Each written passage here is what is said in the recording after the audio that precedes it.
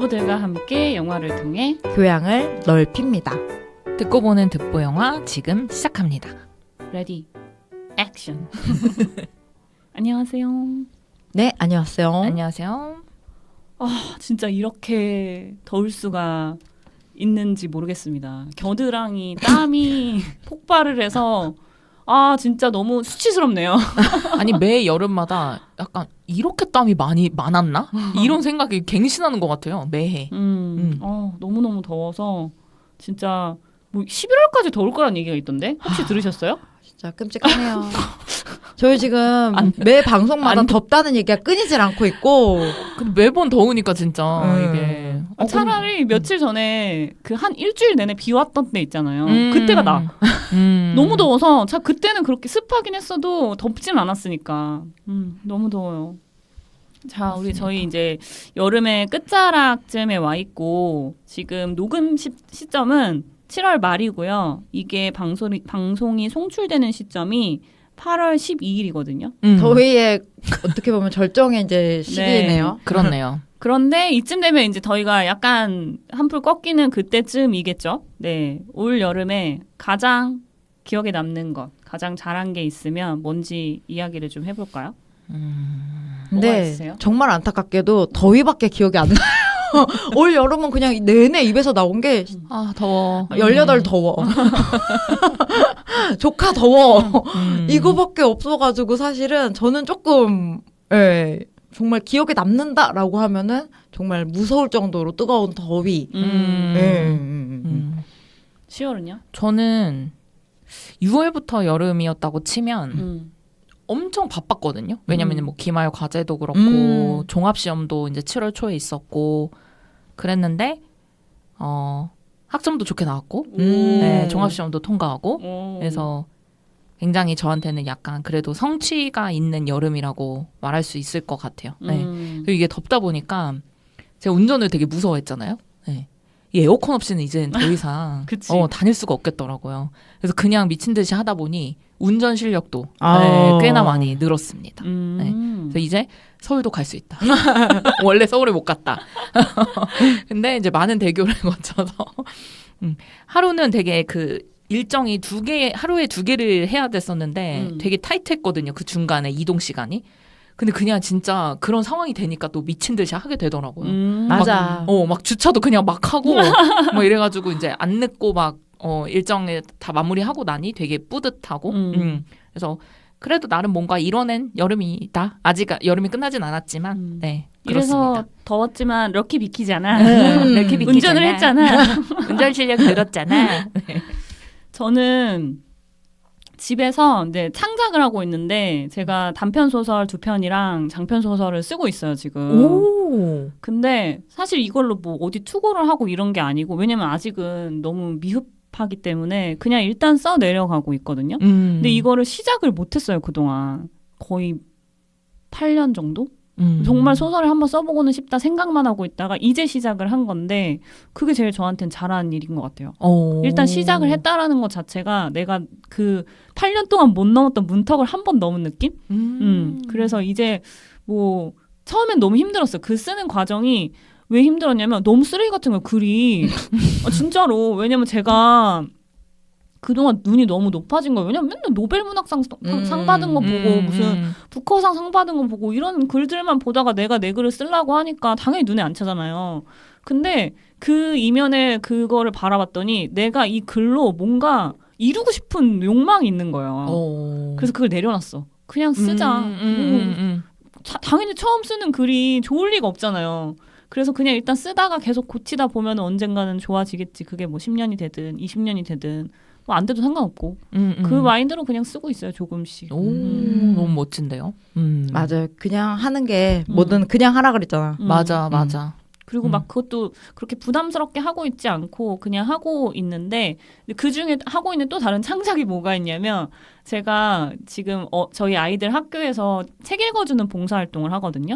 근데 그 봉사활동을 하면서 9월 달에 아이들 낭독극을 하게 됐어요.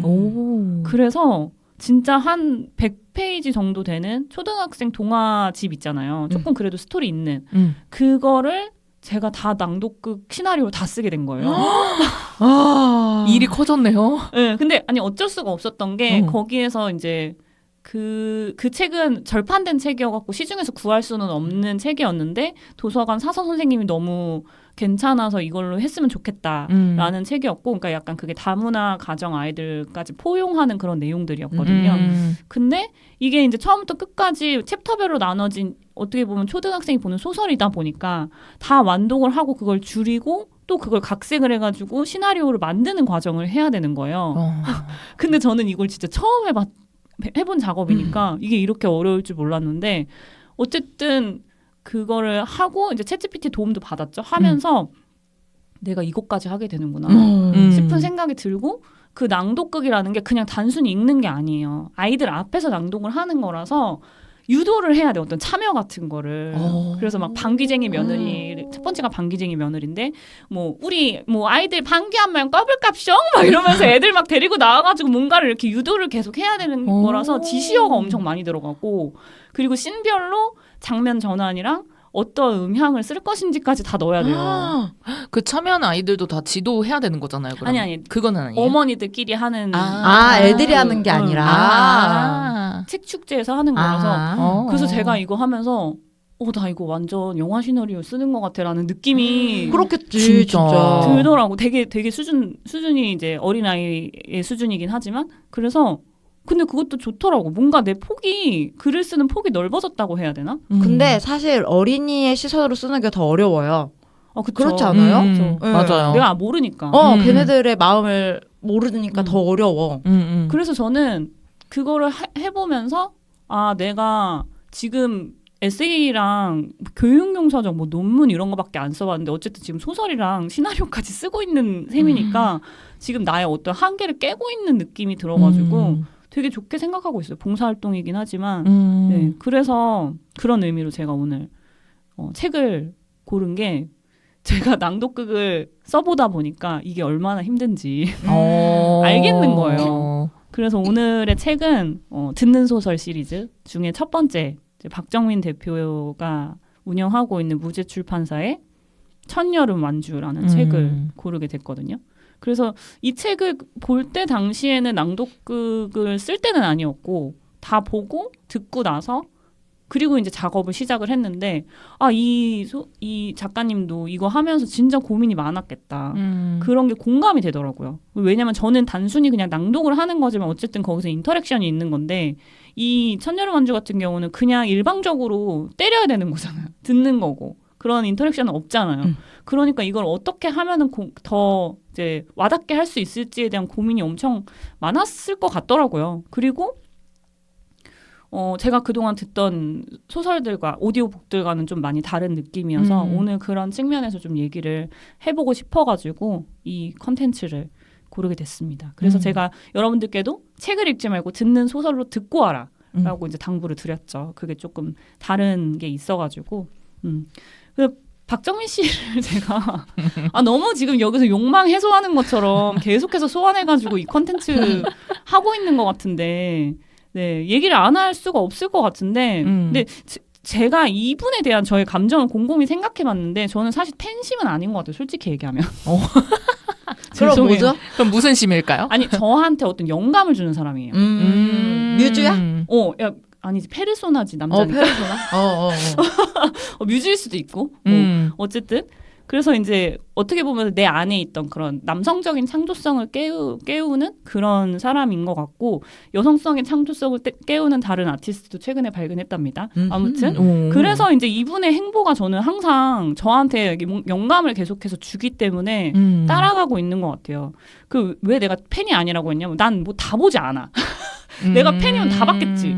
작품이나 이런 것들을 다 보지 않아. 막 유튜브 이런 것도 막 처음부터 끝까지 다 찾아보거나 막 그렇게까지 정성을 들이진 않는단 말이에요. 단순히 이 사람이 어떤 행보를 보이는지를 따라가면서 이런 일도 안 해, 이런 일도 안 해 하면서 나한테 그거를 영감을 받을 수 있도록 쓰는 거지 내가 그거를. 근데 그걸 찾은 것도 굉장한 발견인 것 같아요. 그러니까 그냥 좋아한다 이런 감정은 아니더라고요. 가만히 이렇게 고민을 해봤어요.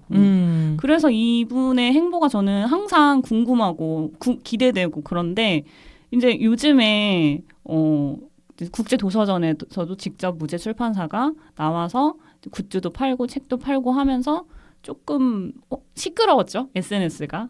박정민 씨가 다녀간 출판사, 박정민 씨가 고른 책 하면서 SNS 출판사들의 그런 마케팅들이 다 박정민 위주로 되고 있어요. 지금 박정민 대표 위주로. 그래서 두 분은 그런 행보에 대해서 어떻게 생각하는지 궁금해요. 일단.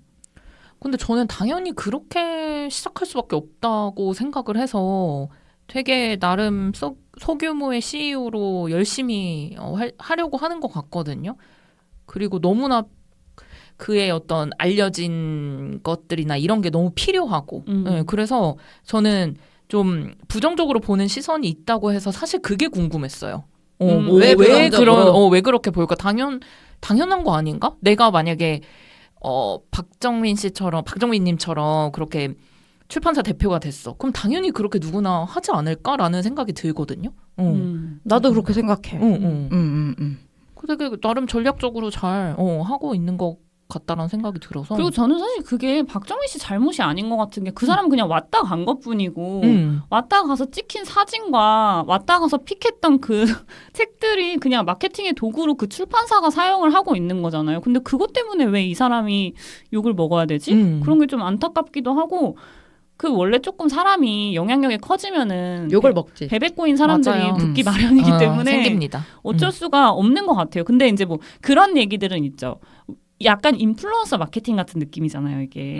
그러니까 진짜로 그 사람의 손을 타지 않아도 옆에 있는 더 좋은 책들이 있는데 뭐 이런 것 때문에 안타까워하는 사람도 있긴 있는 것 같아요. 이게 출판사가 가야 하는 게 인플루언서를 데리고 홍보해야 하는 방식은 아니지 않냐. 그러니까 진심으로 안타까워하는 사람들은. 두 분이 주신 의견이 다 골고루 저도 비슷하게 들어간 것 같은데 저도 일단 박정민이라는 배우라는 직업이 있고 유명세가 있으니까 그걸 이용하는 건 너무나 당연한 행보라고 생각하고 되게 열심히 하잖아요. 맞아요. 오히려 나는 이 열심히 하는 거 자체, 진심을 다하는 거 자체는 리스펙 박수를 쳐줘야 된다라고 생각하고 우리 달달보름이 얘기했던 것처럼 오히려 출판업계가 좀 반성해야 되지 않나.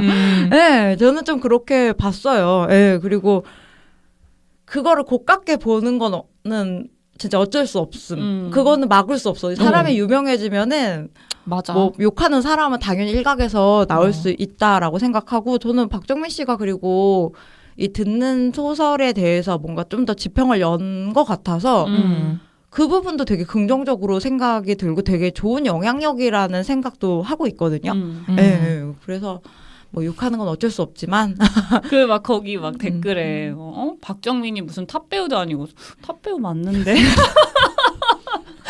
이 사람에게 기준이 탑 배우는 누구지? 그러게 진짜 어느 정도 돼야 탑 배우야? 그리고 이거 유퀴즈에서도 그 직원분이랑 인터뷰하고 이런 거 봤을 때도 단지 그 수단으로 맞아요. 책을 좋아하거나 그렇게 보는 게 아니라 본인이 진짜 책을 좋아하고 사랑이 있어서 이 일을 한다라는 게 느껴져서 그치.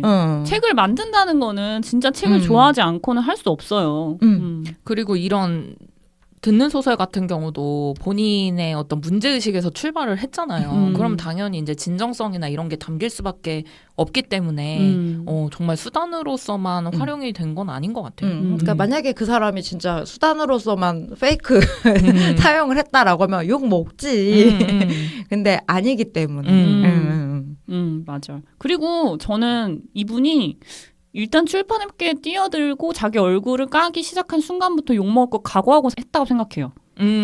그걸 몰랐을까? 당연히 그치? 알지 않았을까? 그 정도 똑똑한 사람이면? 다 양면성이 있는 거기 때문에 알았을 거야. 맞아. 왜냐면 쓸만한 인간 에세이도 욕을 좀 먹은 걸로 알고 있어요. 맞아. 왜냐면 거기 나오는 워딩들 다 여성 혐오적인 단어들이라서 그게 개정판에서 좀 삭제가 됐거든요. 다시는 자기 글을 안 쓰고 싶다라고 밝히기도 했었어요. 근데 사람이 다 실수하면서 살지 않나요? 그럼 실수하면서 살고. 그리고 책이라는 거는 그렇잖아요. 저도 지금 책을 2권을 냈지만 그거 지울 수 없어요. 거기에 있는 잘못된 단어들 나도 썼을 수도 있어. 그거 먼지 털면은 나도 뭐 나올 거란 말이에요. 조금 저는 두둔을 하고 싶네요. 그러면 자연스럽게 10월이 그 듣는 소설의 기획 의도 아까 잠깐 말씀해 주셨는데 네. 어떤 의도로 만들어진 건지 설명 좀 부탁드릴게요. 네. 듣는 소설 프로젝트는 독서에서 소외된 시각장애인을 위해서 시작이 됐는데요.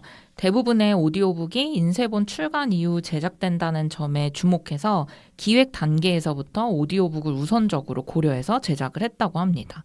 그래서 이 박정민 대표는 회사의 첫 책인 살리는 일이 출간될 즈음에 이제 아버지께서 시력을 잃으셔서 아들이 만든 첫 책을 보여드릴 수 없다는 생각에 조금 상심을 했고 아버지께 책을 선물할 수 있는 방법이 뭘까 고민하다가 듣는 소설이라는 것을 기획하게 되었다고 의도를 소개를 했습니다. 그러면서 보통 오디오북은 종이책과 전자책이 출간된 뒤에 한두 분의 성우가 책을 낭독하는 형식이라면 처음부터 오디오북을 위한 원고를 써서 시작을 해보고 싶었다고 해요. 그래서 이 작가인 김금희 선생님께서 이 뜻에 동참을 해주셨고 그래서 다른 소설보다는 대사가 좀 더 많은 어쩌면 반희곡 형태의 소설인 첫여름 완주가 나오게 되었다고 합니다. 맞아요.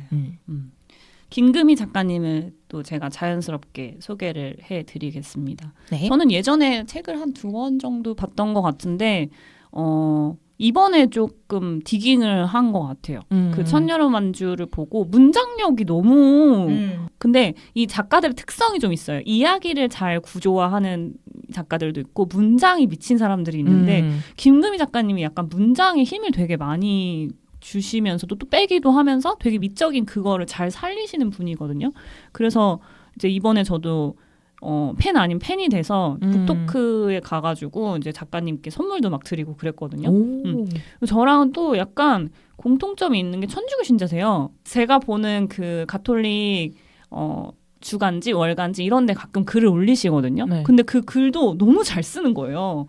내가 오히려 그 김금희 작가님의 신앙 고백을 보고 더 신실해지는 느낌? 그래서 되게 저한테는 이번 해에 되게 잘 만난 작가님인 것 같고요. 이분의 소개를 잠깐 해드리면 2009년에 신춘문예 단편소설 너의 도큐먼트가 당선이 되면서 나타나셨는데 근데 이분의 특징이 좀 있어요.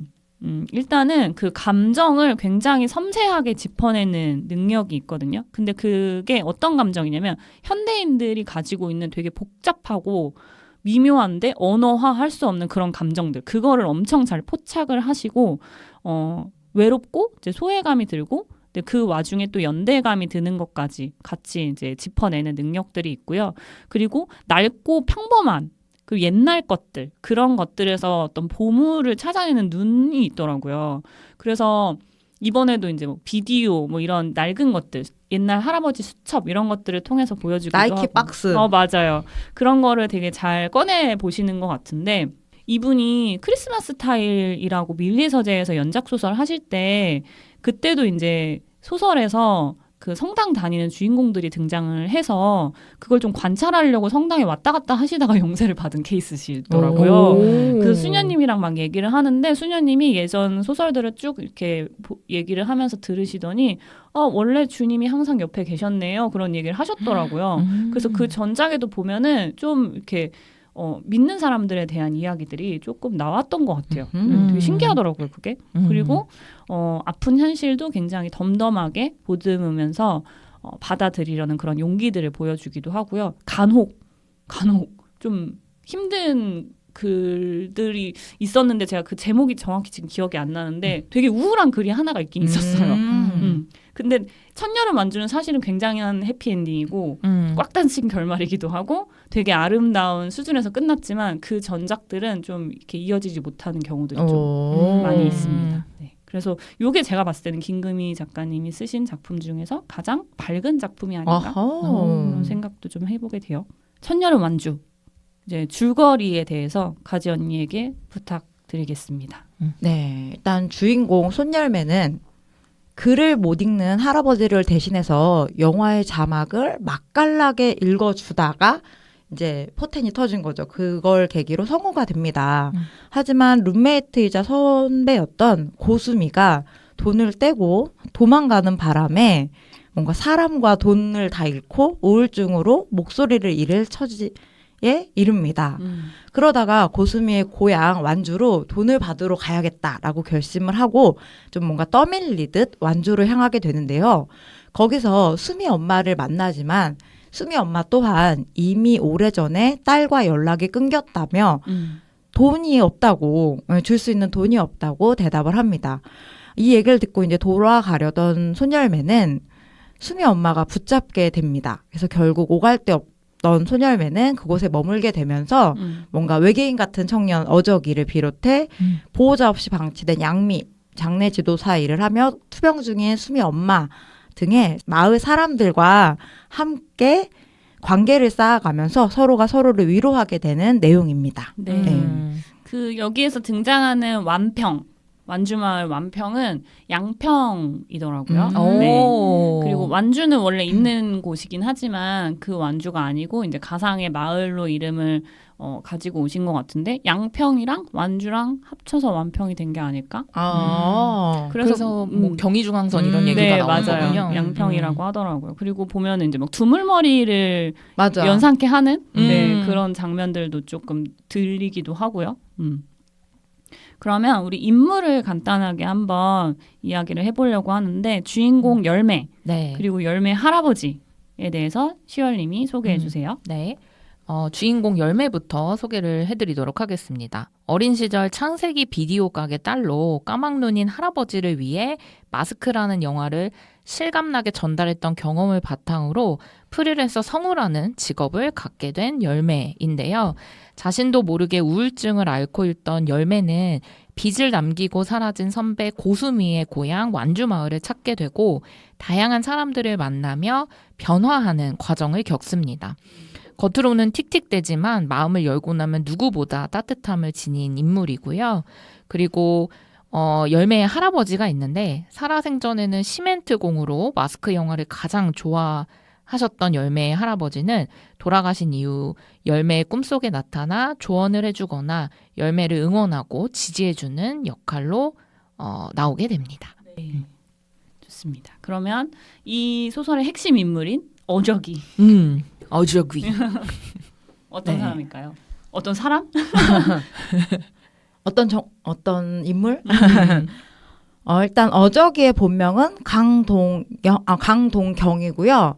일단 이 어저기라는 별명을 갖게 된 이유는 어릴 때부터 키가 남달리 커서 키가 높은 식물인 어저기라는 별명을 갖게 되었고요.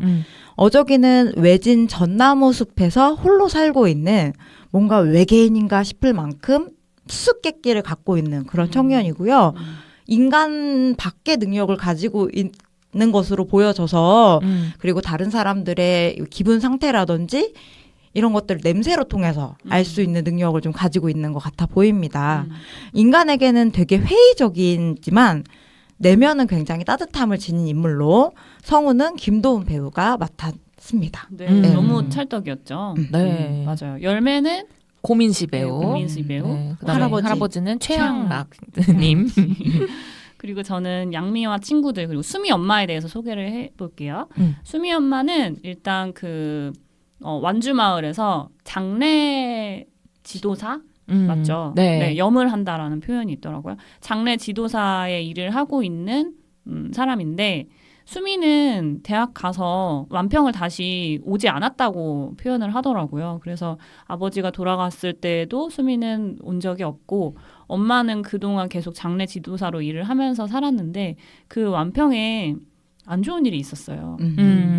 홍수가 나면서 이제 아이들이 사망하는 사고가 발생을 하고 수미 엄마는 일을 하다 보니까 어쨌든 그 아이들의 장례까지도 다 이제 치러야 하는 그런 일을 했었던 거죠. 근데 사실 수미는 그런 엄마가 약간 부끄러웠던 것 같아요. 그래서 남 죽음을 팔아서 돈을 번다라는 또 이야기 또 뒷부분에 한번 나오기도 하는데 그래도 수미 엄마는 그 와중에 굉장히 정성스럽게 염을 하고 그리고 절차를 딱 지켜가지고 그 고인에 대한 예의를 잘 갖추는 사람처럼 표현이 되거든요.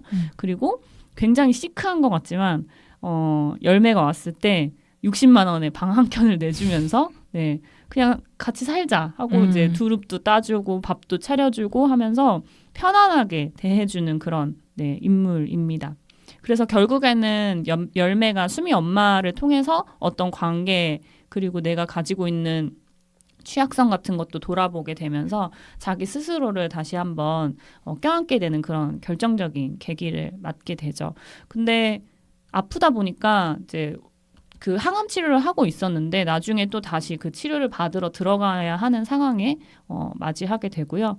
그리고 거기 나오는 어린 친구들 3명이 있어요. 네. 양미, 간디, 푸틴. 간디 푸틴이라고 이야기하는데 양미, 파드마, 율리아 이렇게 있죠. 양미는 아빠가 일을 하느라고 거의 방치된 채로 혼자 지내고 있는 중학생인데요.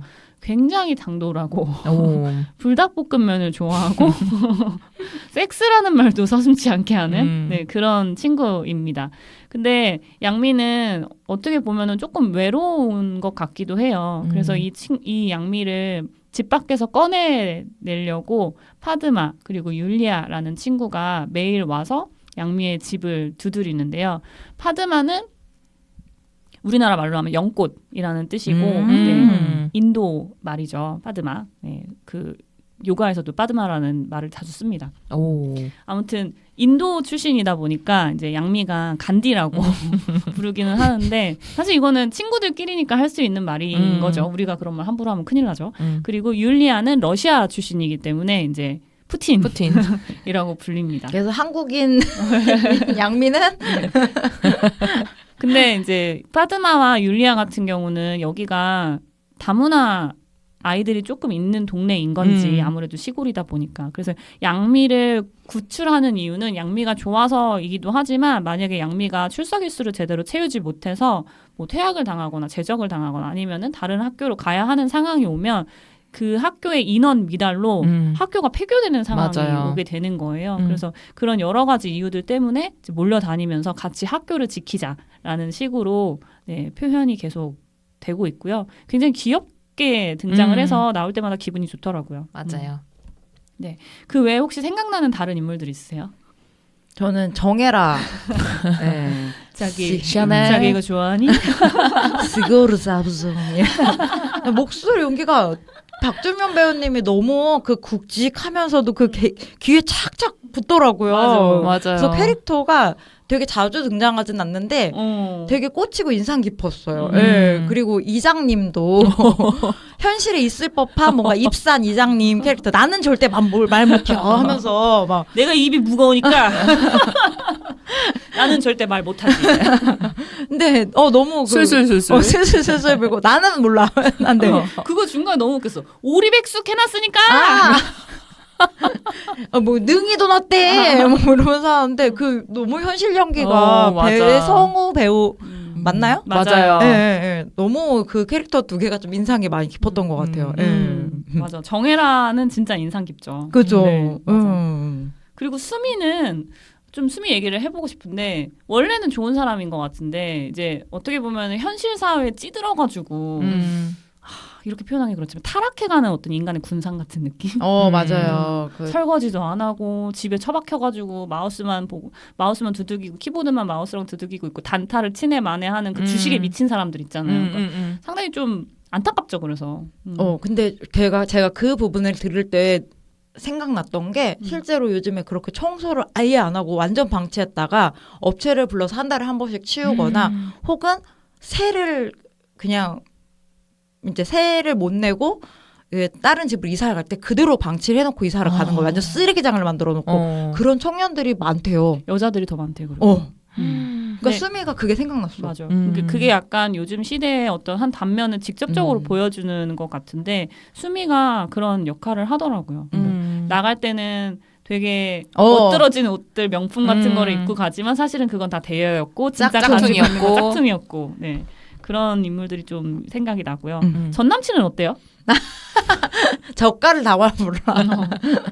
존나 짜증나지. 나는 걔랑 12년을 사귀었다는 게 말이 돼? 그러니까 깜짝 놀랐어요. 잠깐 듣는데 귀에서 피날 뻔했어. 목소리 연기를 짜증나게 잘했어. 그리고 그 유토피아에 나왔던 그 배우일 거예요. 아마 박정민 배우랑 같이 연기했던 두 분이 좀 친분이 있는 걸로 알고 있는데 전 처음에 배성우 씨인 줄 알았어요. 목소리가 되게 비슷해가지고 근데 아니더라고요. 근데 이렇게 아저씨 말투지 막 뭐 그건 내가 좀 속파직 막 이러면서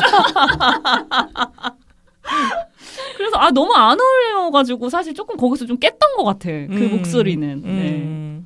신해철 씨. 신해철 역할에 네. 우리 박정민 박정민 배우가. 근데 사실 저는 그거 들을 때 울었어요. 왜냐면 제가 신해철 씨 팬이었거든요. 엄청 팬이었고 지금도 막 집에 그 신해철 씨 CD가 되게 이렇게 쫙 쌓여있기도 하고 2000년대 초반쯤부터 고스트 스테이션을 듣는 애청자였어가지고 새벽 2시부터 3시까지 했어요. 근데 그 사춘기 때 약간 그런 거 있잖아. 나 잠 안 잘 거야. 이러면서 할 수 있는 게 별로 없으니까 그냥 라디오를 틀어놨는데 그때 항상 이제 신해철 씨가 라디오에 나와서 디제잉을 했을 때부터 이제 어린 마음에 좋아하면서 제가 밴드를 좋아하는 이유가 그것 때문이거든요. 그때 인디밴드 음악들을 상당히 많이 소개를 해줬고 고등학교 때까지 그렇게 그걸 들으면서 컸어요. 청소년기를. 라디오를 되게 오래 하셨구나. 네, 엄청 오래 했어요. 그리고 제가 보낸 사연도 실제로 읽어주신 적이 있거든요. 고등학교 때. 그래서 그 생각이 나니까 갑자기 너무 울컥. 나 지금도 약간 좀 그렇다. 울컥해가지고 그 목소리를 듣는데 좀 많이 생각나더라고요. 맞아요. 박정민 씨가 또 한몫을 또 잘했죠. 그러니까요. 나는 어떤 역할로 목소리가 나올까 그게 좀 궁금했는데 근데 이 배우가 그 뭐라고 하지? 호흡을 흉내를 되게 잘 내는 것 같아요. 사투리 되게 연기 잘하시잖아요. 박정민 배우가. 근데 그때 북토크에서 그런 질문이 한번 나왔었거든요. 뭐 사투리 어떻게 하시냐 막 이렇게 물어봤던 것 같은데 사투리는 사실은 호흡이다라는 얘기를 하더라고요. 근데 그 신해철 씨 목소리도 사실 목소리가 비슷한 게 아닌데 말투가 되게 비슷했거든요. 제가 듣기에는. 저한테 확 꽂히는 게 그것 때문이었는데 그걸 흉내를 되게 잘 내더라고. 밀고 당길 때 아니면 그 쉼표 이런 것들 있죠. 그거를 호흡을 흉내를 잘 내시더라고요. 저는 신해철 씨를 프란체스카에서 학습을 해가지고 라디오로 학습하지 않아서 근데 느낌이 뭔지는 알 것 같아요. 근데 여기서는 되게 김금희 작가님이 신해철 씨를 따뜻하게 표현해줬는데 고스트 스테이션에서는 안 그랬어요. 그분 원래 성격이 좀 그렇지 않아요? 또 약간 하고 시크하게. 저는 그래서 빠졌었는데 막 똥 얘기도 되게 자주 하고 방귀 얘기 뭐 아내랑 어떻게 뭐 성생활을 하는지에 대한 얘기도 막 가감없이 했었어요. 와. 그래서 제가 되게 좋아했고 아마 그 영향으로 제가 일찍이 그런 가부장제 폐단을 눈을 뜬 게 아닌가 싶기도 해요. 그런 얘기를 좀 자주 하셨었거든요. 네. 아무튼 두 분은 이거 듣고 어떠셨는지 감상을 좀 더 자세하게 얘기를 해볼까요? 저는 이 책을 다 듣고 나서 든 생각이 첫 번째가 여름방학 같다. 그리고 맞아. 되게 착한 소설이다. 그냥 딱 그 두 가지 키워드가 떠올랐는데 일단 정말 듣는 동안 어른의 휴가를 보내는 게 아니라 어린 시절에 방학을 보내는 그런 초딩 가지가 된 느낌이었거든요. 그래서 왜 그랬을까 하는데 두 번째 키워드가 거기서 나오는 것 같아요. 착한 소설이라는 거. 그래서 소설의 글과 인물이 되게 동화처럼 좀 착해서 동심이 살아나는 듯한 느낌이 있었어요. 맞아. 그래서 그 속에 계속 머물고 싶어서 소설이 끝나가는 게 되게 아쉬웠고 다 듣고 지금 2번 정도 더 듣고 있는 것 같아요. 그래서 진짜? 잠자리에서 좀 켜놓고 근데 잠 되게 잘 오더라고. ASMR이라고. 네, 그래서 그리고 들을수록 곱씹을 대사가 많아서 되게 좋았던 것 같고 아까 김금희 작가님이 감정의 문장을 잘 살린다고 하셨잖아요. 제가 되게 또 와닿던 포인트가 뭐였냐면 지난주에 저희가 지난주도 아니고 저번에 렛미인 방송할 때 우리 우정이 외로움이 뭐예요? 라는 질문을 던졌을 때 저와 시에나가 그걸 뭐 어떻게 표현할지 몰라서 좀 난감했어요. 근데 둘이 난감해하더라. 네, 이 외로움이라는 키워드를 글로 되게 또 진짜 잘 풀어주셨더라고요. 그래서 뭐라고 서술되어 있냐면 외로움은 뭔가 익명의 손들의 대책 없이 주어지는 거리의 전단지처럼 남발된다. 맞아. 그 표현이 있었어. 난 그 표현이 되게 와닿았었거든요. 그런 거 어떻게 쓰냐고 작가님. 그러니까 그래서 저희가 그날 우정한테 질문을 받고 집에 가면서 되게 생각을 많이 했던 게 그나마 좀 결론이 나왔던 건 외로움은 내가 가지고 있는 것이다. 내가 남에게 투영하는 것이다라는 거였거든요. 그러니까 그렇기 때문에 다른 사람에게 이렇게 전단지처럼 남발된다는 표현이 좀 와닿았어요.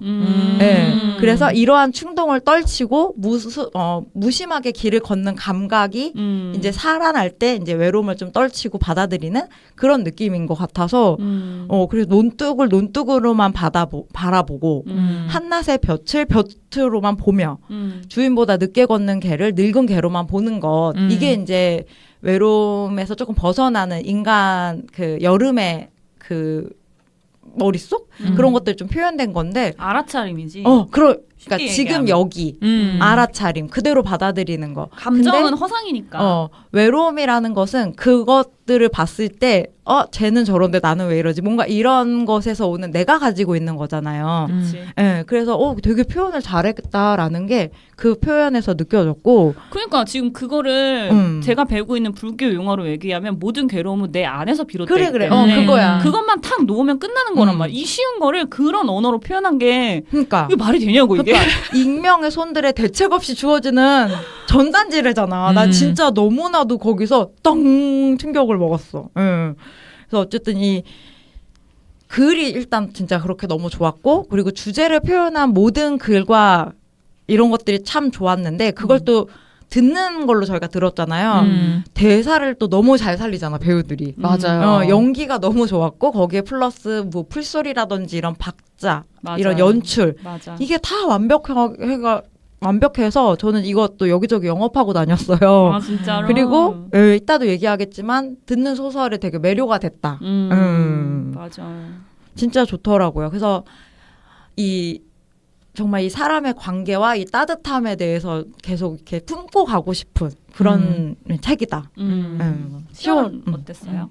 저도 비슷한 느낌인데 일단 여름의 배경을 너무 잘 나타낸 소설이라고 생각이 들었고 전체적인 이야기의 흐름이 저희 그렇잖아요. 여름에 막 너무 더울 때 힘들었다가 약간 선선한 가을바람이 불어오면 또 언제 그랬냐는 듯이 또 약간 살만해지잖아요. 네, 그런 인생처럼 그 스토리가 이어지는 느낌이어서 되게 좋았고 열매의 성장 스토리 같은 느낌도 있었는데 이게 다시 생각을 해보니까 열매뿐만 아니라 그 주변의 사람들도 다 약간 성장의 과정들을 겪어낸 어떤 한 계절을 잘 표현한 그런 소설이 아니었나 이런 생각이 좀 들었고 저는 오디오북은 경험이 이번에 처음 해봤는데 딱 열어서 봤을 때 제가 잘못 본 줄 5시간 이렇게 근데 제가 이거를 되게 여유 있게 좀 듣고 싶었는데 그러질 못하고 되게 빠듯하게 시작을 했어요.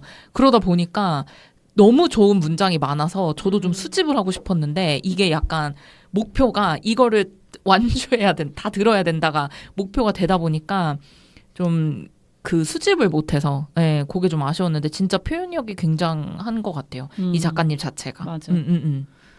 저도 이거 들으면서 느낀 게 뭐냐면 진짜 시각장애인 분들을 위해서 딱 타깃을 해가지고 적절하게 만들어진 소설이다. 왜냐면 제가 알기로 작가님이 뭐뭐처럼 뭐뭐 한 듯 이런 직관적인 표현들 그렇게 많이 안 썼던 걸로 알거든요. 근데 그렇게 해야지 쉽게 들리잖아 이게. 텍스트가 아니니까. 그렇죠. 그래서 되게 쉽게 그런 직관적인 표현들을 굉장히 많이 쓴 느낌이 들더라고요. 저 사실 북토크에서 시간이 있었으면 이것도 물어보고 싶었는데 시간이 없었어가지고 이거는 묻지를 못했고 작가님 댓글 달아주세요. 그러실 리가 없겠지. 아무튼 그래서 그런 표현들이 너무 좋기도 했는데 또 한편으로는 뭐가 좋았냐면 이게 듣는 소설이잖아요. 그러니까 우리가 텍스트에서 경험할 수 없는 감각적인 것들을 되게 표현을 많이 해요. 예를 들어 어떤 그 음식을 알약을 먹을 때 그 미각이라든가 아니면 어떤 청각이라든가 아니면 후각이라든가 이것들을 엄청 자세하게 표현을 한단 말이에요. 그래서 이 소설을 듣는 것만으로 약간 그 오감이 만족이 되더라고요. 근데 이게 보는 걸로는 그게 사실 좀 힘들 수 있는데 듣다 보니까 여러 가지 청각적인 요소들까지 같이 가미가 돼서 좀 더 그런 게 표현이 잘 된 것 같아서 너무 저는 좋았던 것 같고 어저기가 뭘까는 이따가 다시 얘기를 하겠지만 저는 이거 보면서 제가 요즘에 이제 요가하면서 또 자연과의 연결성을 되게 중요하게 생각하고 하면서 살잖아요. 그리고 또 불교 공부하면서 더 그렇게 됐는데 여기서 그냥 그 자체를 주제로 삼아서 계속해서 보여주시더라고요. 그래서 그 화엄경이라는 불교 경전이 있는데 거기에 인드라망이라는 비유가 있어요. 이게 뭐냐면 우주 전체에 어떤 거대한 그물이 있는데 그 그물에 보석이 하나씩 이렇게 달려 있는 거예요. 그래서 보석 하나가 딱 비추면은 그 비춘 보석에 다른 보석들이 계속 비추면서 무한히 연결되는 그런 개념이거든요. 근데 어저기가 그 중심에 있는 사람인 것 같더라고요. 그래서 자연 자체이자 이 사람들을 다 돌보는 그런 사람처럼 보여가지고 이것이야말로 진짜 자연과의 연결성을 너무 잘 나타낸 상징이 아닌가? 그래서 들으면서 그게 너무 좋았어요. 약간 초록초록함 그리고 파란 이런 감각들이 다 느껴지는 정말 여름 같은 소설이었어가지고 너무 좋았던 것 같아요. 두 번째 들을 때는 첫 번째 들을 때 운전하면서 들었었는데 두 번째 들을 때는 제가 걸어가면서 들었는데 밖에서 울리는 매미 소리랑 여기 소리랑 겹치더라고요. 이 이어폰 안에 소리가. 그래서 이게 지금 여기서 들리는 소리인지 밖에서 들리는 소리인지 막 이어폰도 뺐다 꼈다 하면서 들었어서 여름에 듣기 진짜 좋은 소설이다. 난 길 가다가 이 소설 속에 엥 하고 그 사이렌 울리잖아요. 난 내가 그게 밖에서 들리는 줄 알고 무슨 큰일 났나 보다. 나 혼자 지하철 탈출해야 되는 줄 알고 혼자 긴박했잖아. 그리고 되게 생각나는 영화들이 많았는데 일단 저는 리틀 포레스트 많이 맞아요. 그래서 분명히 레퍼런스가 있으셨을 것 같아. 없을 리가 없고 그리고 아바타.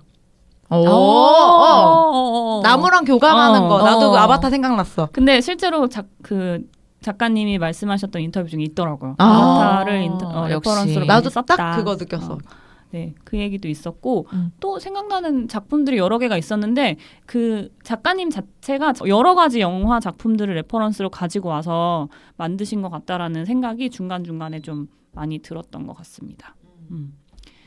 아쉬운 점 없으셨어요? 끝 결말이 조금 너무 해피엔딩이야? 해피엔딩인 것 같아요? 약간 오픈 엔딩? 오픈 맞아요. 오픈 결말 진짜? 같은 느낌? 저도 처음엔 그렇게 생각했거든요. 근데 마지막에 어저기가 손을 이렇게 얹고 끝나잖아요. 그게 근데 어적이라고 정확하게 나오진 않잖아. 왜냐면 뒤에 윤마치 노래가 나올 때 너무 희망적이잖아. 저는 남자친구가 열매 대신 오디션 지원한 거 있잖아요. 그 설정이 좀 별로였어요, 사실은. 그러니까 이게 그런 의도가 당연히 아닌 건 아는데 잘못 오독되면은 뭔가 열매 주체성을 뺏는 느낌이 들어가지고 아무리 남자친구가 다 알고 있어서 그거를 지원을 해주는 고마운 사람이더라도 열매 스스로 했으면 어땠을까? 그런 아쉬움이 좀 있긴 있어요. 어때요? 저는 그 부분은 좀 이렇게 해석을 했어요. 그러니까 어쨌든 계속 긍정적인 책이 좋으면 다 긍정적이게 받아들여지잖아요. 뭐든 좋으면. 그랬을 때 이 어쨌든 주제와 연관성을 생각해 보자면 도움이라는 키워드도 있고 이 모든 건 내 안에 있다라는 거잖아요. 그러니까 내 속에서는 남자친구는 나르시스트고 젓갈 담가버리고 싶은 자식인데 그럼에도 그 자식이 물론 지멋대로 나를 그렇게 지멋대로 내 정보를 이용해서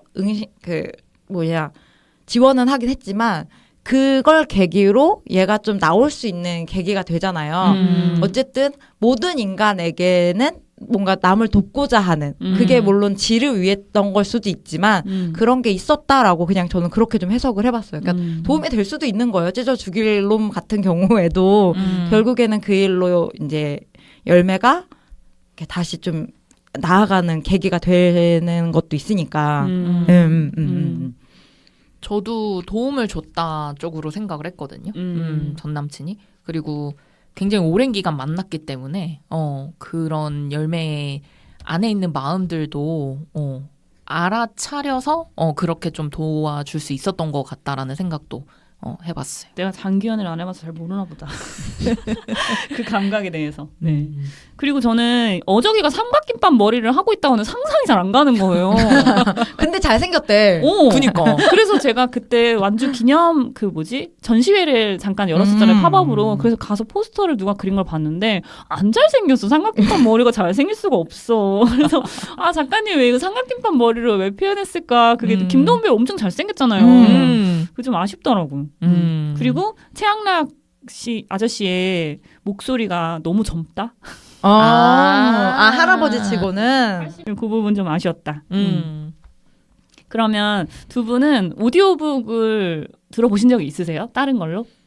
저도 처음 이 소설로 처음 이제 네. 오디오북을 접했죠. 저도. 진짜? 네.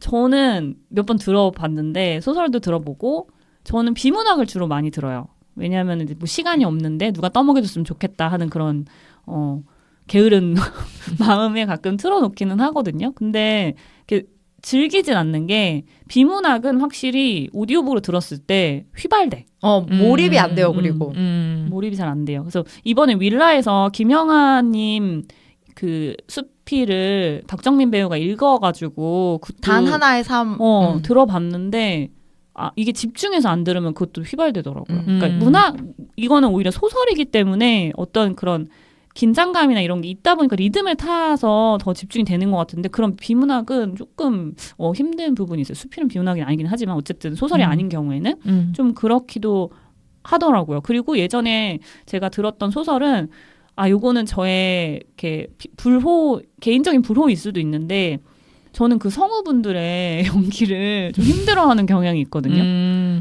그래서 제가 봤을 때는 박정민 대표님도 그런 것 때문에 배우를 섭외한 것 같아요. 제가 그거 북토크에서 사실 물어봤었어요. 왜냐면은 이게 모순인 게 열매는 성우인데 성우를 안 쓰고 배우를 썼다는 거는 성우 직업을 가진 프리랜서들한테 공격당하기 딱 좋잖아요. 사실은 그 설정 자체가. 그래서 일부러 물어본 거거든요. 그래서 아예 그냥 처음부터 그 내용에 대해서 오픈을 해주셨으면 해서 그랬더니 본인 사람마다 취향이 다르겠지만 자기가 선호하지 않는 부분이 있어서 일부러 배우님들한테 부탁을 했다. 근데 앞으로 성우분들이랑도 작업을 많이 할 거다라고 대답을 해주셨는데 이제 이를테면 이런 거예요. 제가 며칠 전에 들었던 소설에서는 제이드 그건 음식이 아니야.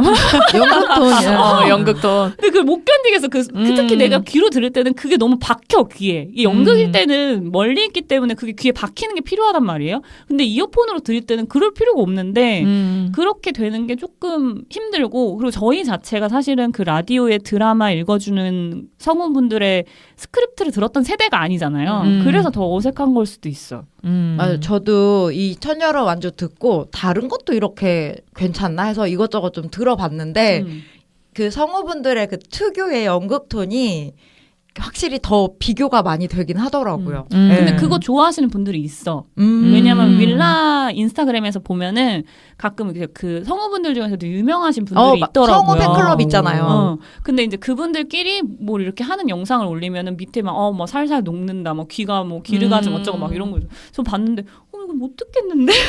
그 약간 호불호인 것 같아요. 그러니까 목소리가 좋은 영역에는 속하거든요. 근데 그걸 연기로 소화한 것과는 좀 다른 것 같아. 근데 그분들 내가 봤을 때 목소리를 좋아하는 것도 있을 것 같아요. 목소리는 확실히 좋아요. 네. 그리고 저희는 영화를 워낙 많이 봐서 네. 아마 그런 게 어색하게 느껴질 수도 있을 것 같아요. 어떠셨어요? 10월은? 저도 처음이었고 근데 확실히 듣는 소설이 좀 생동감이 있고 집중하게 만드는 장점은 있더라고요. 네, 그리고 특히나 여기 천여로 완주 같은 경우에는 저는 딱 그거 생각났거든요. 연극에서 저희 암전되고 나레이션만 나올 때가 있잖아요. 딱 그 느낌이더라고요. 네. 씬별로 분리가 돼 있죠. 그리고 네네. 그래서 좋았고 배우들 아까 저 얘기해 주셨지만 참여해서 그런지 연기하는 부분들도 되게 좋았는데 저는 이거는 약간 좋기도 했지만 전 처음에 그 열매의 목소리가 고민씨 배우인지 모르고 들었거든요. 그러니까 좀 다른 분들은 약간 이 배우겠다라는 게 것들이 떠올랐는데 열매는 잘 모르고 들었는데 나름 열매가 이런 목소리를 가진 어떤 캐릭터겠구나를 상상하는 어떤 나름의 즐거움이 있었단 말이에요. 근데 중간에 제가 이걸 잠깐 멈추고 막 그 정보를 좀 보려고 찾다가 고민시 배우라는 걸 알았어요. 그 순간부터 그냥 고민시 배우가 계속 떠올라서 얼굴이 네, 얼굴이 그냥 그런 캐릭터, 그다음에 김도훈 배우도 마찬가지고 그래서 그게 조금 좋으면서도 아쉬운 맞아. 부분이 동시에 저는 좀 느껴지더라고요. 맞아요. 그 부분 얘기 많이 하더라고요. 사람들이 배우가 누군지 뭔가 딱 명확하게 되다 보니까 상상이 갇힌다. 맞아요. 무명 배우분이랑 작업하시는 것도 좋겠네요. 그러면 그런 것도 괜찮을 것 같아요. 그리고 그게 달라요. 그냥 일반적인 소설 오디오북은 이런 음향 효과나 이런 게 별로 없어. 맞아. 그렇더라고. 그리고 저는 이게 영화 같다고 생각한 게 연출 박정민 이렇게 돼 있잖아요. 진짜 그 음악 감독님이랑도 되게 이야기를 많이 하셔갖고 거기에 어울리는 음악들을 가져가서 적절하게 쓰신 거예요. 그러니까 예를 들어서 신해철의 안녕은 저작권이 너무 비싸가지고 살 수가 없대요. 자기가 파산이라고.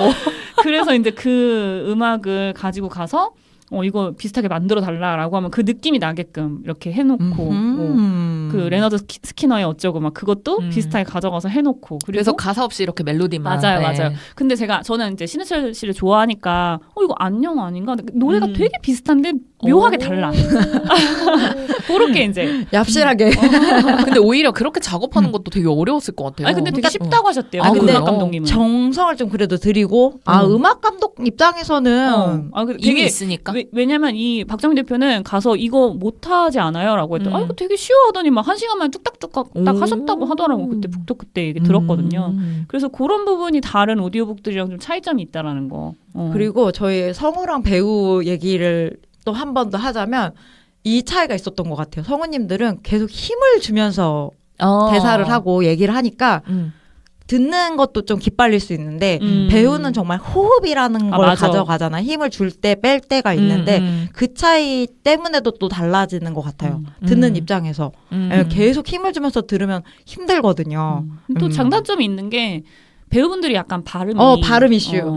그게 좀 있죠. 성우분들은 아무래도 정말 클리어하게 내 귀에 딱 꽂히는데 맞아요. 네, 그런 게 좀 다르죠. 그래서 해설은 또 그 남자 성우분이 하셨잖아요. 그거는 되게 깔끔하더라고요. 너무 좋던데요. 너무 좋았어요. 그 부분. 그러면 어떤 장면이 들을 때 가장 좋으셨어요? 저는 그 어린 수미가 라디오에 사연 보내는 부분 있잖아요. 거기서 이제 그 음악 소리가 나올 때 근데 그냥 만약에 소설을 읽을 때 이런 내용이었다면 그 노래를 내가 알고 있을 때는 떠올릴 수 있고 그치. 아니면은 좀 찾아보는 과정을 좀 저희가 겪잖아요. 근데 실제로 그게 이어지니까 너무 좋았던 것 같아요. 그리고 뭐 자연의 소리들, 네, 매미 소리라든지 뭐 물소리 이런 것들. 네, 그래서 그런 장면들이 나올 때 가장 저는 좋았어요. 네, 그 라디오 음악 소리. 맞아요. 저는 아까 아바타 장면이 딱 떠올랐던 그 장면. 그 구덩이 파갖고. 네, 어저기가 수미에 대해서 어떻게 알았는지 알려준다고. 둘이 뽀뽀하는 거. 땅 파고. 그래, 나 그런 거 좋아해.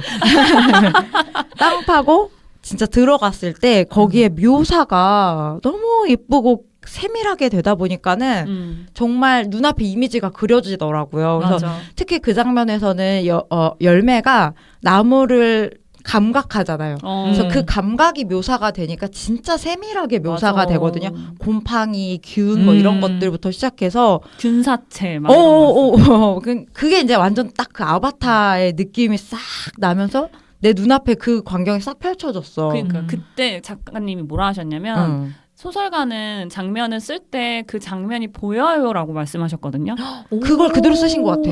그래서 저는 그 막 꼬마 전구 같은 버섯들 막 이런 표현들 있잖아. 그 진짜 눈에 그려지는 거야. 맞아. 완전. 맞아. 그래서 그 장면이 어쨌든 시각적으로 이미지를 그리는 데는 난 제일 뭔가 좋았던 것 같아. 진짜 꿈을 꾸는 듯한 내가 눈을 뜨고 있는데 내 눈앞에 내가 거기에 직접 있는 느낌. 그래서 들으면서 눈과 귀가 다 즐거운 걸 같이 경험했어가지고 참 신기하더라고요. 그리고 말했던 것처럼 두 사람의 키스씬도 그렇게 뭔가 호흡이라는 표현을 써서 얘기를 하니까 더 와닿던 것 같고 그 책이라는 그 책이 표현하는 관계나 연결이라는 그 키워드랑도 키스가 좀 잘 묘사가 돼서 되게 아름답게 느껴졌어요. 저는 열매가 툰드라의 여왕 읽는 것도 너무 좋았어요. 그래서 제가 조금 읽어드리려고 하는데 다는 못 읽어드리고 그거 아세요? 달팽이는 먹는 음식에 따라서 똥 색깔이 달라요. 맞아. 그거를 여기서 표현을 한 것 같아요. 원래 있던 시인데 살짝 원작이 훼손되지 않는 부분으로 좀 각색을 하셨다고 하는데 예, 이 툰드라의 여왕의 장례식장에 가는 달팽이들의 노래 네, 잠깐 요 중간 부분만 들려드릴게요. 죽음의 사연들은 무엇이든 아름답지 않고 슬픈 법이지요. 당신들에게 맞는 색깔, 삶의 색깔을 다시 입으세요. 그러자 모든 동물, 나무와 식물이 노래를 부르기 시작했어. 목이 터져라 노래했어. 살아있는 진짜 노래를, 여름의 노래를 불렀어. 요 부분 자체가 그냥 여기 천여름 완주 자체를 그냥 그 시로 보여준 것 같아가지고 너무 좋더라고요. 죽어가는 것들이 당신에 맞는 색깔을 입으라는 거. 그러니까 그 달팽이들이 정말 자기가 먹고 싶은 걸 먹고 자기한테 맞는 그 음식에 똥을 싸는 것처럼 색깔에. 인간도 먹은 대로 싸요. 갑자기요? 그래서 그 부분이 참 좋았고 아까 저도 가지 언니가 이야기한 것처럼 그 구덩이 파가지고 들어가는 그 부분 그리고 처음에 완주에 도착했을 때 풍경을 묘사했을 때 이거 두물머리인데? 눈에 보여 막 그런 부분들이 상당히 좋았던 것 같아요. 그러면 이 소설에서 가장 미스테리한 인물 어저귀. 네, 어저귀는 여기서 뭐라고 표현해요? 너는 뭐였어? 아니? 뭐가 아니었어? 아니었어. 라고 표현을 하는데 그것도 되게 좋더라고요. 저는 뭐가 아니었어 라고 얘기하는 것도. 그러면 어저귀가 무엇을 상징하는지 한번 각자 생각을 얘기해 볼까요? 자연과 인간의 연결? 저는 그 연결이 가장 대표 키워드라고 생각을 했고 이게 뭐 자연과 인간뿐만 아니라 인간과 인간의 연결? 네. 그래서 저는 이와 관련해서 가장 인상 깊었던 표현이 살아있는 것들이 살아있는 것을 돕고 싶어하는 마음이 있다. 네. 친교적 조력자. 네, 조력자. 그걸로 그냥 다 상징이 됐다고 생각해. 의미를 담았다고 생각을 해서 네, 이게 연결성도 잘 표현이 된 부분이다. 그래서 저는 그 연결이라는 것을 좀 생각을 해봤어요. 저는 그냥 어저귀가 남성형으로 나왔지만 어머니 지구 같은 느낌이었어요. 대지를 품고 죽은 것을 살리고 그리고 회복을 돕는. 근데 약간 인간 혐의 있는. 돕다 보면 혐의 생기지. 흑담즙 그 멜랑콜리아에서 나오잖아. 우리 멜랑콜리아 그때 영화 할 때 그 얘기 했거든. 흑담즙이 대체 뭐길래. 근데 여기서 어저귀가 자꾸 얘기하잖아. 그 흑담즙이 문제가 있어가지고 막. 저는 나무의 정령? 맞아. 정령. 그러니까 전나무의 정령이라고 생각해요. 그러니까는 10월에 말했던 것처럼 그 친교적 조력을 한다 그러잖아요. 나무 끼리도. 그래서 그 조력을 할 수 있는 정령 역할이고 그렇기 때문에 어저귀가 이제 나무가 불에 타니까 어저귀도 사라졌어. 그리고 맨 마지막에 여름에게 뭔가 익숙한 손길을 올리는 게 그게 어저귀일 수도 있는데 나는 그냥 어저귀의 역할을 대신해서 이제 나무들이 어저귀가 약속하잖아요. 그리고 네 옆에서는 평생 있어줄게 뭐 이런 식으로 약속한 걸 그 나무들이 대신해서 나무는 항상 우리 주변에 있으니까 좀 그렇게 해주는 게 아닐까 생각을 했는데 어저귀였던 걸로 어저귀가 돌아온 걸로 네. 어쨌든 자연, 뭐 연결, 관계 네, 모든 것들을 다 상징을 하는 것 같네요. 네. 그 외에 내가 발견한 다른 상징들 혹시 있으세요? 저는 일단 수미 엄마 자체도 직업이 장례 지도사니까 그리고 굉장히 전통을 고수하는 사람이잖아요. 뭐 팔 잘린 것도 뭐 이렇게 그 원래대로 해야 된다 뭐 이런 식으로 설득을 하고 이런 거 보면은 전통을 고수하는 사람인데 이 사람이 저는 그 어저귀가 말하는 옛날 사람들은 자연과 교감이 됐는데 그게 끊어져서 지금의 사회 결과가 일어났어라고 얘기를 하잖아요.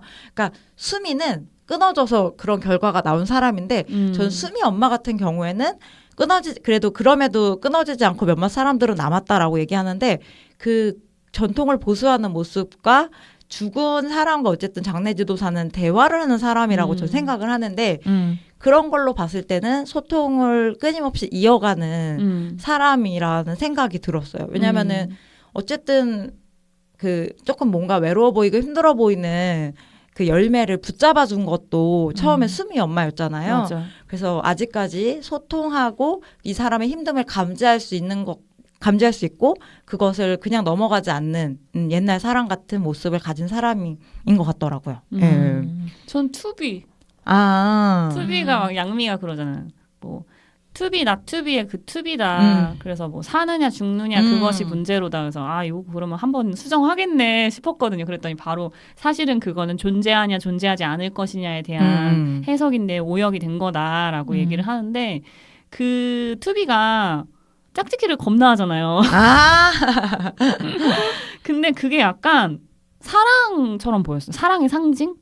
뭐 생명력? 그러니까 그렇게 원래 그 열매는 그 약을 먹었을 때 성욕이 오를 수 있다라고 했었나? 아니 떨어질 수 우울증 약은 떨어진다 그랬는데 근데 저기를 갑자기 보고 막 올랐잖아. 그게 그 막 울긋불긋하는 그 핏줄이랑 막 이런 거 보고 그것도 되게 눈에 그려지더라. 그래가지고 갑자기 그 투비의 짝짓기를 보고 뭔가 이렇게 막 스파크가 튀듯이 둘이 막 그렇게 되는데 그게 그냥 생경한 느낌, 살아있는 느낌? 그거를 상징하고 사랑 자체를 보여준 게 아닌가 싶었어요. 투비. 그리고 투비가 벌이잖아요. 벌이 우리 생태계에서 되게 맞아. 중요한 역할을 하니까 그것도 맞아. 죽으면은 큰일 나죠. 꿀벌 없으면. 그러니까 여왕벌 지켜야 돼. 저는 내용 안에서보다는 제목의 상징. 네, 완주가 뭐 지역을 표현하기도 하지만 네, 뭔가 끝까지 좀 해낸다는 의미를 갖고 있기도 하잖아요. 그래서 열매가 그냥 본인이 지금 처한 상황을 포기하지 않고 그냥 뭔가 끝까지 완주를 잘 해냈고 그리고 그 주변에는 다 뭐 수미 엄마라든지 네, 그거를 이어갈 수 있게끔 했던 그런 다 조력자들이 네, 있었다는 생각에 네, 제목의 상징성을 또 생각을 해봤습니다. 네. 아까 말씀드렸다시피 이 소설은 오픈을 가장 먼저 시각장애인 분들을 위해서 오픈이 됐고요. 그 다음에 이제 비장애인들을 위해서 이렇게 텍스트로 된 소설까지 같이 판매를 하고 있었는데 그때 맞춰서 팝업이 열렸어요. 성수동에서. 그때 저희 디즈니 전시 갔을 때 저는 그때 예약해가지고 완주 두탕 뛰고 팝업도 다녀왔는데 굉장히 작아요. 저희 지금 있는 이 스튜디오에 뭐 한 두 평 정도, 2개 정도 합친 정도로 작은데 10분 동안 완전히 암전된 상태에서 그 열매가 술 취해가지고 하는 장면 있잖아요. 줄줄 끌려가는 장면, 온장고. 그 온장고도 되게 상징적이다, 지금 생각해보니까. 그렇네. 그 장면이 이제 10분 동안 암전된 상태에서 듣는데 정말 아무것도 안 보이거든요. 근데 그 상태에서 그 온전히 그걸 들었을 때 이거는 내가 혼자 이어폰을 듣는 거랑 또 감각이 다르더라고요. 그리고 거기에 그 완주 관련된 뭐 텍스트나 아니면은 사진 이런 것들이 전시가 쫙 돼 있는데 저는 되게 인상적이었던 게 글씨보다 냄새를 직접 맡을 수 있는 도자기 같은 게 있었거든요. 근데 그거 만져봐도 되고 냄새도 맡아보세요 하는데 그게 저한테는 너무 특별한 감정인 거예요. 그러니까 이게 이 소설 자체가 그냥 듣는 것뿐만이 아니고 촉감이랑 미각 이런 것까지 다 이렇게 느낄 수 있는 거라서 그거를 그 팝업에서 직접 해본 거잖아요. 그러니까 만약에 완주나무에서 이런 냄새가 났으면 이런 냄새겠거니 하고 그걸 맡아봤는데 약간 가스오브시 냄새가 나더라고. 모르겠어. 나만 그렇게 느낀 건지 모르겠지만 그런 체험들이 되게 좋았어가지고 이 소설이 만약에 콘텐츠화가 된다면 영화 이상의 것들도 계속해서 만들 수 있겠다라는 생각이 들었고요. 그리고 저는 그때 약간 팬심으로 그 무제 굿즈 부스에 가서 국제도서전에서 웬만한 걸 다 샀거든요. 돈을 좀 많이 썼는데 핸드크림도 샀어요. 흰옷 거였는데 근데 그거를 이렇게 손에 바르면서 이 소설을 들으면 그냥 이 소설은 그 냄새로 기억이 돼요. 그치. 원래 오감 중에서 후각이 제일 오래도록 기억에 남아요. 뇌랑 관련이 있대요. 그래서 그렇게 같이 즐기는 것도 되게 좋은 방법인 것 같고 제가 그때 샀던 그 커피 너무 맛있다고 가지 언니한테 선물했었는데 그 뉴믹스라는 브랜드에서 나온 커피였거든요. 너무 맛있는 거예요. 근데 그게 이제 그 열매가 타주는 커피라고 상상을 하고 먹으니까 그 모든 것들이 다 이 소설과 연결이 되면서 나의 경험이 되는 거예요. 그러니까 단순히 그냥 읽고 끝내고 듣고 끝내는 그런 경험이 아니고 이거를 계속해서 그 경험들을 확장해 나갈 수 있는 게 저한테는 너무 이게 큰 영감인 거죠. 그러니까 저는 그 박정민 대표의 이런 아이디어들이 미친 것 같아 그냥. 어떻게 사람이 이렇게까지 아이디어를 내고 이런 방향까지 흘러갈 수 있을까? 진짜 똑똑하다 계속 생각을 해서 이게 이제 저한테는 제가 지금 하고 있는 저만의 일로서 또 이렇게 연결이 되는 부분이 있으니까 그런 부분에서 제가 좋아할 수밖에 없는 것 같아요. 그 소설의 콘텐츠와는 지금 얘기가 되게 많잖아요.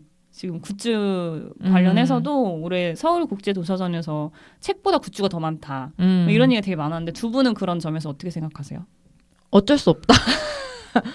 어쩔 수 없다. 지금의 소비 시장이 그러니까 책을 파는데 출판 업계에서는 이제 책을 파는데 한계가 있으니 어쨌든 수익이 있어야 계속 회사를 운영할 수 있기 때문에 수익 창출할 수 있는 뭔가에 대한 아이디어가 필요한 거고 굿즈는 또 이 니즈가 또 맞는 게 요즘 사람들은 뭔가가 너무 좋으면 우리 달달 보름처럼 소유하고 싶어진단 말이에요. 그 경험을 책에서 나온 커피, 뭐 향, 뭐 모든 뭐가 됐든 이 니즈가 서로 잘 맞아 떨어지기 때문에 이거는 너무나도 당연한 결과일 수밖에 없다. 난 굿즈 나도 사는 거 좋아하기 때문에 많은 거 좋아요.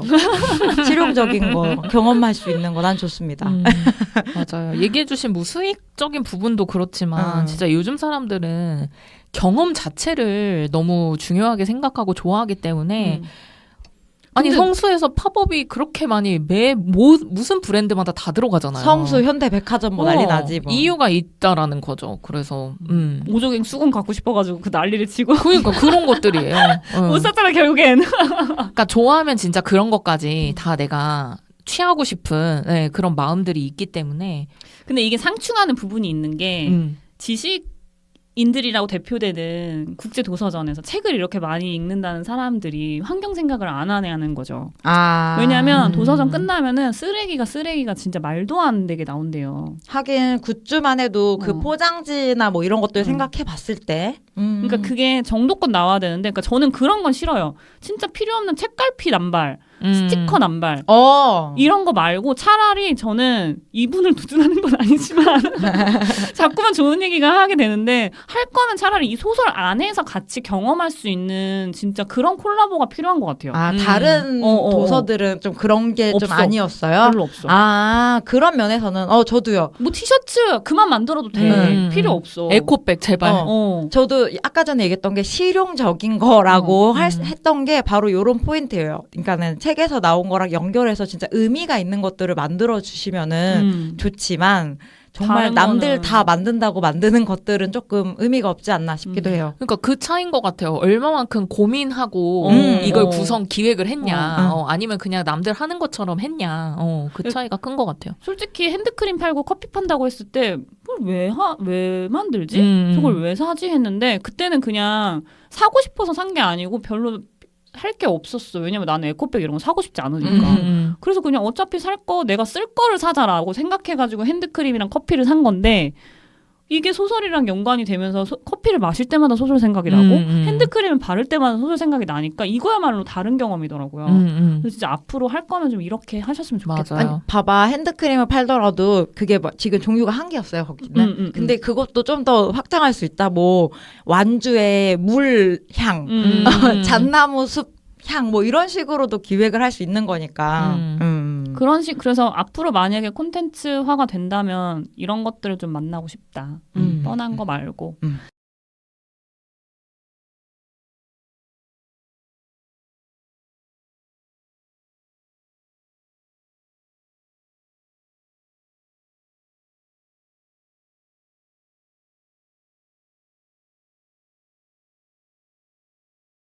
네, 여기까지 저희 얘기를 다 해봤는데 저희 지난주에 그 뭐 비슷한 영화 얘기는 한 것 같아서 그냥 간단하게 남은 여름 뭐 하면서 지낼 계획인지 들어보고 마치도록 하겠습니다. 전 7월까지 진짜 너무 바빴어가지고 8월은 정말 여름방학처럼 그냥 즐겁게 놀면서 보낼 계획인데 이제 첫 주에는 저희 또 정동진 영화제 또 일정이 되어 있고 그리고 중간중간 많이 잡아놨어요. 노는 일정. db.movies 또 가을을 맞이할 예정입니다. 저는 v i e 수영을 S. 잘 많은 해보려고요. 관심 부탁드립니다. 잘하잖아.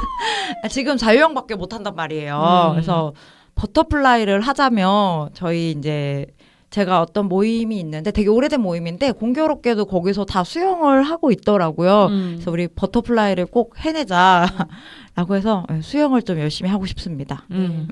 저는 명상을 하려고 지금 4박 5일 일정 휴대폰 끄고 들어가는 일정을 예약을 해놨고요. 지금 명상을 좀 집중적으로 해야 하는 시기인 것 같아서 집에서도 이제 30분씩 조금 시간을 계속 좀 늘려가고 있거든요. 그러니까 제가 어깨를 다쳤어요. 요가를 너무 열심히 하다가 그 회전근개랑 이주 쪽에 이제 염증이 와가지고 지금 다 모든 요가 다 홀딩 중단하고 아무것도 안 하고 쉬고 있거든요. 이제서야 쉬는 감각이 뭔지 알게 된 것 같아서 이때 명상을 해야겠다 싶어가지고 이제 명상을 하면서 비우는 여름을 맞이하려고 합니다. 여름방학이 지나면 저희 여름방학이 있거든요. 다음 주에 다시 한번 공지를 하겠지만 8월 부터 9월 아마 중순까지는 방송 업로드가 되지 않을 것 같아서 다음 주 마지막 방송을 기점으로 해서 잠시 쉬고 돌아오도록 하겠습니다. 네. 여기까지 저희 이번에 콘텐츠 편 또 재밌게 들으셨기를 바라면서 방송을 마무리해 보도록 하겠습니다. 그러면 즐거운 여름, 시원한 여름 보내세요. 안녕. 안녕. 안녕.